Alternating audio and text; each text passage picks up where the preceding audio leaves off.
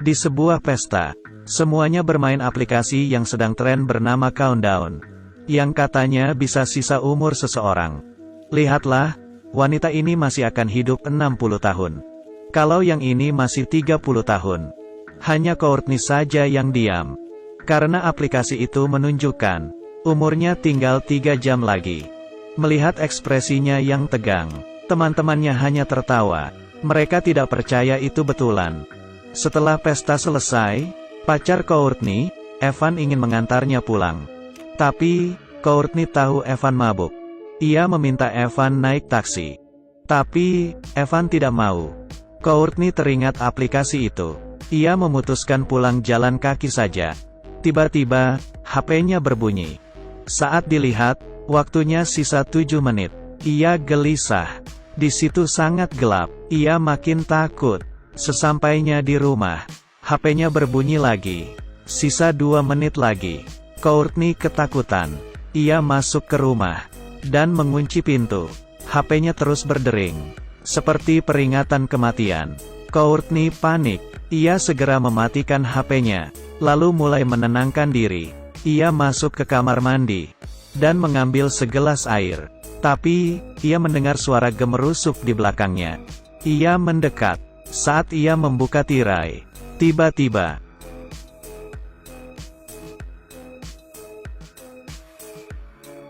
saat ia jatuh, waktunya menjadi 0. Hidup Courtney selesai. Di saat yang sama, pacarnya yang mabuk menabrak pohon. Batang pohon yang besar menembus mobil. Kursi itu harusnya diduduki Courtney. Maksudnya, kalau Courtney naik mobil, pasti ia mati di sana. Evan yang tidak mati dilarikan ke rumah sakit. Perawat ini bernama Quinn. Ia melihat Evan yang gelisah, lalu menghiburnya. Evan memperlihatkan app Countdown ini. Ia juga berkata, sisa hidupnya tinggal 19 jam. Kalau kematian Courtney bukan kecelakaan, ia juga akan mati dengan cara lain. Quinn tidak percaya dan memintanya untuk tidak berpikir aneh-aneh. Ia juga memberitahu rekan kerjanya tentang app ini. 2 temannya yang penasaran langsung mengunduhnya. Ternyata, keduanya masih punya 50 tahun. Mereka tertawa dan langsung melupakan hal ini. Sepulang kerja, Quinn ikut penasaran dan mengunduhnya. Ternyata, ia melihat, hidupnya tinggal 2 hari lagi. Meski tak percaya, ia agak khawatir. Sementara itu, Evan mau dioperasi. Ia melihat waktu di aplikasi. Masih 3 menit. Jadi maksudnya, ia akan mati di ruang operasi. Ia memutuskan untuk pergi dari situ. Baru saja ia keluar, tampak sebuah cermin besar. Tidak ada siapa-siapa. Ia segera lari dan bersembunyi di tangga. Tiba-tiba, lampunya mati. Lalu, HP-nya berbunyi. Saat dilihat, masih 1 menit 29 detik. Saat itu, ia mendengar suara langkah kaki.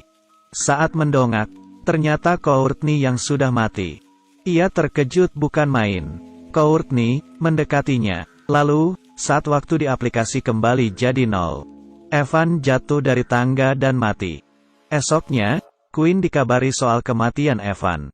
Ia sangat heran. Quinn mengambil HP Evan dan memeriksa aplikasi itu. Tapi, HP-nya terkunci.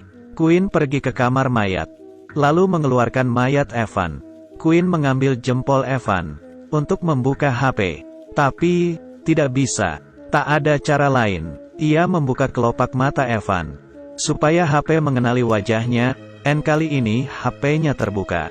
Ternyata, waktu di aplikasi sudah kembali ke angka 0. Quinn kembali ke ruangannya, dan melihat sisa waktunya tak sampai 2 hari. Ia sangat khawatir. Saat itu, Dr. Sullivan memanggilnya ke kamar pasien. Ia mengira disuruh membantu. Ternyata, Dr. Sullivan mulai melecehkannya. Bahkan, memperkosanya di kamar pasien. Quinn segera mendorong Sullivan sekencang mungkin. Tapi, posisi Sullivan sangat tinggi. Quinn tidak bisa apa-apa. Lagi pula, ia masih punya masalah besar. Quinn mencoba menghapus aplikasi ini. Tapi, gagal. Quinn mulai cemas. Adik Quinn, Jordan datang. Ia ingin menginap di sana. Tapi, Queen yang ketakutan. Tidak ingin membebaninya, ia mengusir Jordan. Jordan yang bingung, pergi dengan marah. Queen pergi ke toko HP untuk membeli HP dan nomor baru. Ia memeriksa di HP barunya tidak ada aplikasi itu. Baru saja bernapas lega. Saat Queen keluar dari sana, HP barunya berbunyi. Ternyata, aplikasi itu terpasang secara otomatis. Seperti iblis yang menempel padanya. Di mobil, Queen melihat waktunya sudah tak sampai sehari. Hatinya sangat kalut. Saat itu, ia melihat bayangan hitam di kamera belakang mobil. Saat menoleh, tidak ada apa-apa. Queen makin curiga. Tiba-tiba, ia keluar dari mobil. Tapi, iblis itu sudah hilang. Pria yang mobilnya tertabrak marah-marah. Hampir saja Queen dihajar. Seorang pria bernama Matt keluar dari toko, membantu Queen, dan mengusir pria itu. Lalu, Matt menunjukkan app di HP-nya. Rupanya, Matt memiliki nasib yang sama dengan Queen. Mereka memutuskan untuk saling membantu. Lalu, mereka datang ke sebuah gereja dan minta bantuan ke pastor. Mereka menceritakan kisah app jahanam itu. Setelah mendengarnya, pastor teringat sebuah kutukan kuno.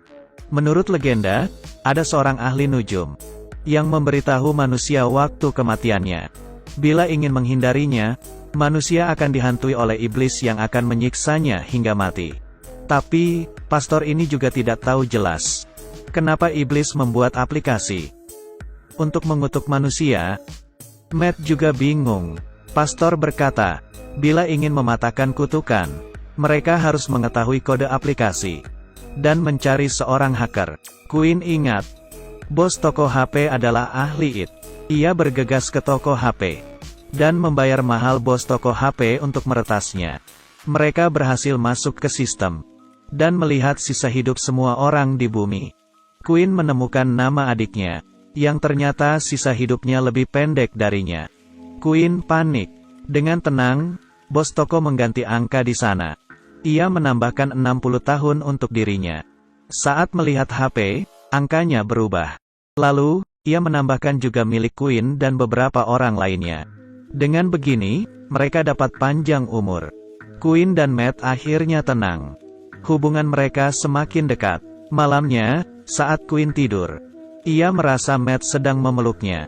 Tapi, Matt baru saja masuk.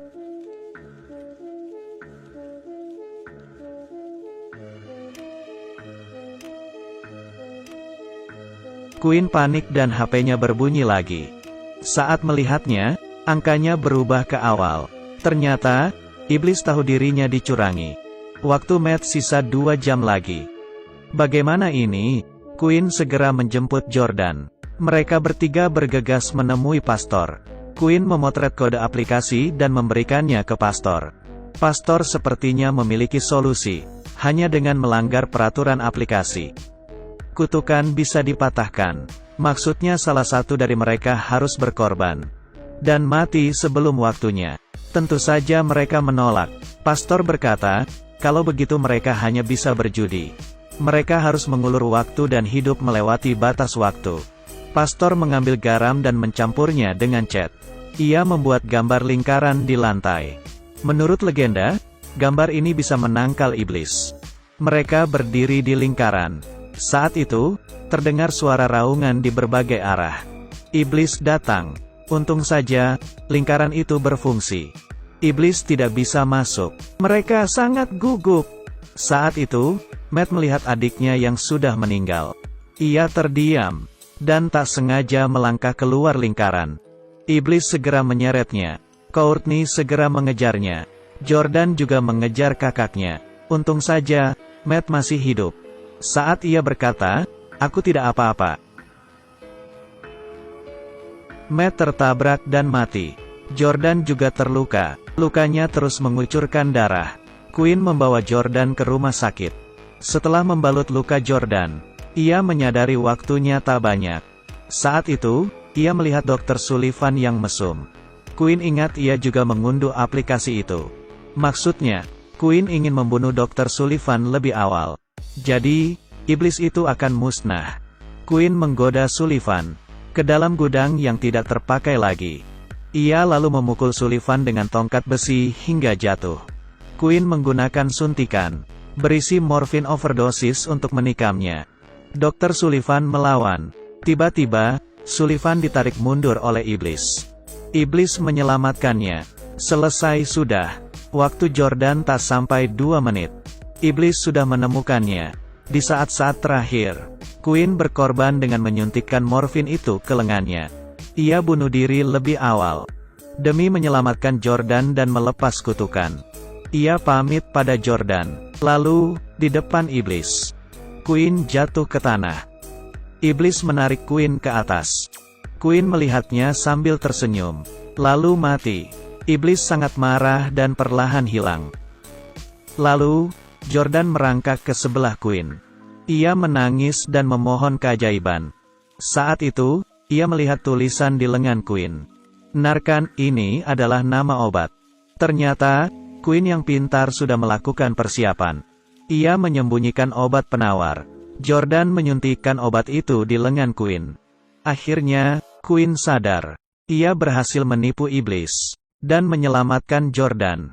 Beberapa waktu kemudian, hidup mereka kembali seperti semula.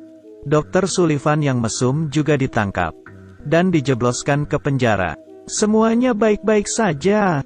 Tapi, hari itu, HP Quinn berbunyi lagi dengan nada aplikasi itu. Saat dilihat, aplikasi Countdown versi 2.0 telah terpasang.